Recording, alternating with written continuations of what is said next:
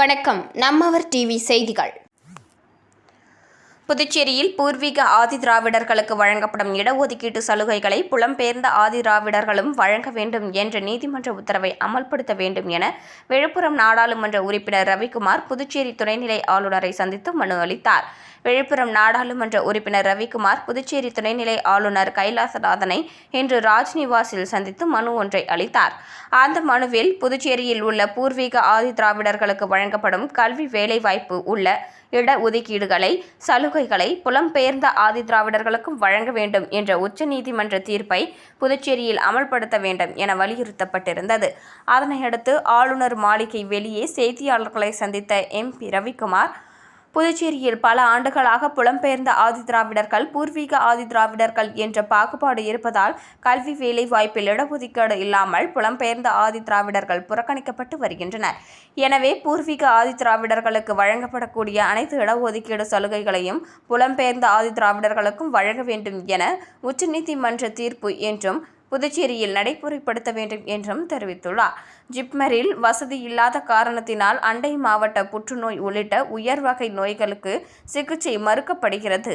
அதனால் துணைநிலை ஆளுநர் தனது அதிகாரத்தை பயன்படுத்தி ஜிப்மருக்கு கூடுதல் நிதி பெற வேண்டும் என வலியுறுத்தி மனு அளித்ததாகவும், மனுவை பெற்றுக்கொண்ட துணைநிலை ஆளுநர் கைலாசநாதன் உரிய நடவடிக்கை எடுப்பதாக உறுதியளித்ததாகவும் ரவிக்குமார் MP தெரிவித்தார். புதுச்சேரி கல்வித்துறையில் பணிபுரியும் ரொட்டி பால் ஊழியர்களுக்கு சம்பளம் ரூபாய் 10,000 18,000 உயர்த்தப்படும் என முதல்வர் ரங்கசாமி கடந்த ஆண்டு பட்ஜெட் கூட்டத்தொடரில் அறிவித்தார். இதனைத் தொடர்ந்து ரொட்டி பால் சங்க ஊழியர்கள் முதல்வர் ரங்கசாமி மற்றும் உள்துறை அமைச்சர் ஆகியோரை சந்தித்து கோரிக்கை வைத்தனர். கோரிக்கையை தொடர்ந்து முதல்வர் மற்றும் அமைச்சர் அவர்கள் விரைந்து நடவடிக்கை எடுத்து வழங்கப்படும் என உத்தரவாதம் அளித்தனர். புதுச்சேரி நலவழித்துறை, வில்லியனூர் ஆரம்ப சுகாதார நிலையம், வில்லியனூர் கொம்யூன் பஞ்சாயத்து மற்றும் குமுக்காயம் நண்பர்கள் வட்டம் வில்லியனூர் இணைந்து தீவிர டெங்கு விழிப்புணர்வு பேரணி மற்றும் வில்லியனூர் ஆரம்ப சுகாதார நிலையத்திற்கு உட்பட்ட சாமியார்தோப்பு பகுதியில் நடைபெற்றது. இந்த முகாமுக்கு தலைமை மருத்துவ அதிகாரி பாமகள் கவிதை தலைமை தாங்கினார். வாஞ்சிநாதன் இளந்தொண்டர் மனையுள்ள பகுதியில் உள்ள தேவையற்ற பிளாஸ்டிக் பொருட்கள், டயர்கள், பானை, உரல், தேங்காய் குடுவை போன்றவற்றை கண்டறிந்து வீட்டு உரிமையாளரை வைத்து அப்புறப்படுத்தினர். மேலும் தேங்காய் மட்டைகளை நிமிர்த்தி வைக்காமல், நீர் தேங்காமல் கவிழ்த்து அடுக்கி வைக்கவும், தேவையுள்ள தண்ணீர் பானையை மூடி வைக்கவும், தேவையற்ற பானைகளை கவிழ்த்து வைக்கவும், தேவையற்ற பொருட்களை முறையாக அப்புறப்படுத்தவும், தேவையற்ற டயர்களை எரிக்கவும், மேலும் தேவையெனில் ஓட்டை போட்டு மழை நீர் தேங்காமல் தடுக்கவும், தண்ணீர் தொட்டியை கொசு புகாமல் மூடி வைக்கவும், அலங்கார பூஞ்சாடிகளில் தண்ணீரை வாரம் ஒரு முறை மாற்றவும் பொதுமக்களிடம் விழிப்புணர்வு செய்யப்பட்டது. பொதுமக்களுக்கு டெங்கு கொசுக்கள் பரவாமல் தடுக்கும் வழிமுறைகள், டெங்கு நோயின் அறிகுறி பற்றியும் எடுத்துரைத்து டெங்கு விழிப்புணர்வு துண்டு பிரசுரம் வழங்கப்பட்டது.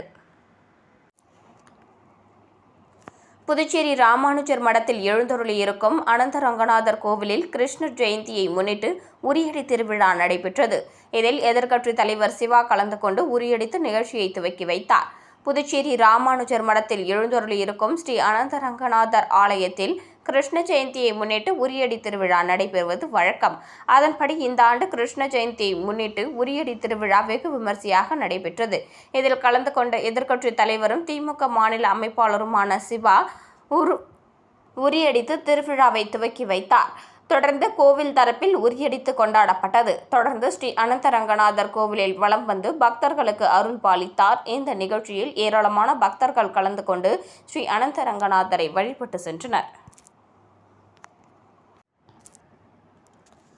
அதிமுக செயலாளர் எடப்பாடியை விமர்சித்த தமிழக பாஜக தலைவர் அண்ணாமலையின் உருவப்படத்தை புதுச்சேரியில் அதிமுகவினர் தீ வைத்து எரித்து ஆர்ப்பாட்டத்தில் ஈடுபட்டதால் பரபரப்பு ஏற்பட்டது. சட்டம் ஒழுங்கை சீர்குலைக்கும் அண்ணாமலையை குண்டர் தடுப்பு சட்டத்தில் தமிழக அரசு கைது செய்ய வேண்டும் எனவும் கோரிக்கை விடுத்தனர்.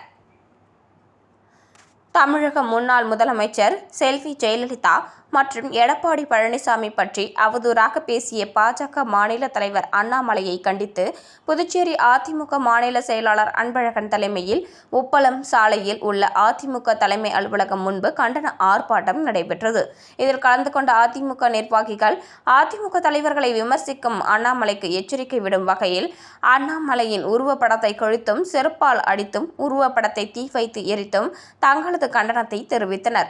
பின்னர் செய்தியாளர்களிடம் பேசிய அதிமுக மாநில செயலாளர் அன்பழகன், தமிழகத்தில் தலைவர்களை பற்றி அவதூறாக பேசி சட்டம் ஒழுங்கை சீர்குலைக்கும் பாஜக தலைவர் அண்ணாமலையை குண்டர் தடுப்பு சட்டத்தில் கைது செய்ய வேண்டும் எனவும், இதுபற்றி பாஜக மேலிடமும் அவர் மீது எந்த நடவடிக்கையும் எடுக்காத பட்சத்தில் புதுச்சேரிக்குள் அண்ணாமலை நுழைந்தால் அவருக்கு தக்க பதிலடி கொடுப்போம் என்றும் எச்சரித்தார். இத்துடன் செய்திகள் முடிவடைந்தன. நன்றி, வணக்கம்.